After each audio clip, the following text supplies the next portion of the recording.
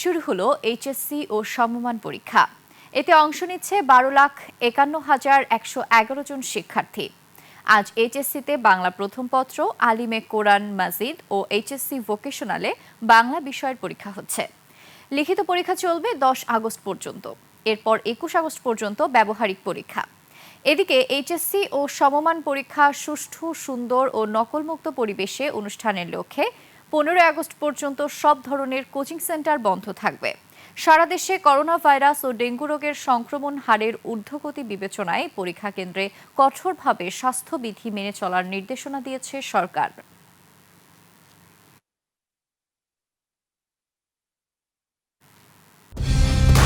Colour expert, George sap এবং mild on hands technology সমৃদ্ধ Orix crystal wash আপনার laundry expert. দর্শক, পরীক্ষা কেন্দ্র থেকে যুক্ত হচ্ছেন আমাদের সহকর্মী আদিত্য মামুন। আদিত্য, এইচএসসি পরীক্ষার পরিবেশ কেমন দেখছেন আমাদের জানাবেন।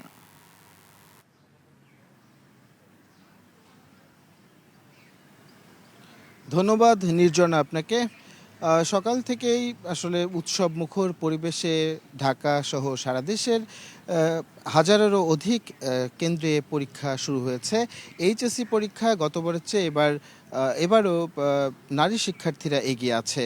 তো এখন আমি যে কেন্দ্রে অবস্থান করছি এটি রাজধানী ঢাকার উপকণ্ঠ ভাসানটেকের এই সরকারি কলেজে আশপাশের বেশ কিছু কলেজের সিট পড়েছে এবং সেটি পরিদর্শন করবার জন্য এই মুহূর্তে এই কেন্দ্রে অবস্থান করছেন শিক্ষা উপদেষ্টা CAR আবরার।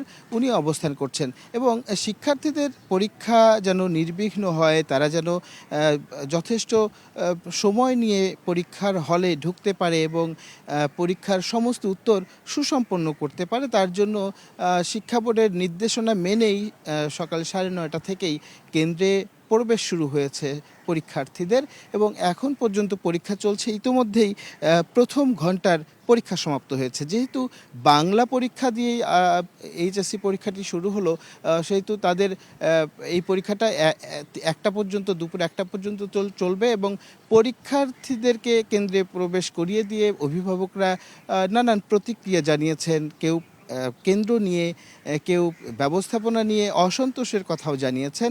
সব কিছু মিলিয়ে পরীক্ষার্থীদের হয়তোবা তারা প্রত্যাশা করছেন যে সব কিছু উতরে গিয়ে হয়তোবা শেষ পর্যন্ত পরীক্ষাটা ভালো করবেন তারা। যেহেতু এই পরীক্ষাটি খুবই গুরুত্বপূর্ণ, কারণ হচ্ছে পেশাদার ক্যারিয়ার গঠন একজন শিক্ষার্থীর কীরকম হতে পারে সেটি এই উচ্চ মাধ্যমিকের ফলাফল দিয়েই যেহেতু নির্ধারিত হয়। বিভিন্ন পাবলিক বিশ্ববিদ্যালয় বা যে মানে তার ক্যারিয়ার গড়তে চায় সেই বিষয়গুলিতে যেহেতু উত্তীর্ণ হবার এই এইচএসসি পরীক্ষাটি একটি মানদণ্ড হিসেবে কাজ করে, সেহেতু অভিভাবকরাও এই পরীক্ষাটাকে খুবই গুরুত্বের সঙ্গে দেখছেন।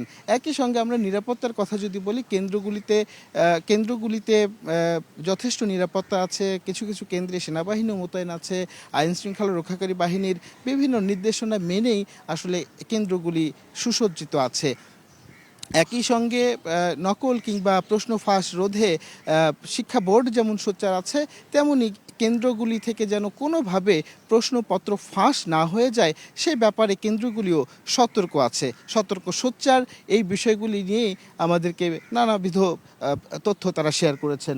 তো এই মুহূর্তে কথা বলছেন CAR আবরার, আমরা সেখানে যাব। তার আগে নির্জনা, এই ছিল আমার কাছে পরীক্ষা কেন্দ্র থেকে এইচএসসি পরীক্ষার সর্বশেষ পরিস্থিতি।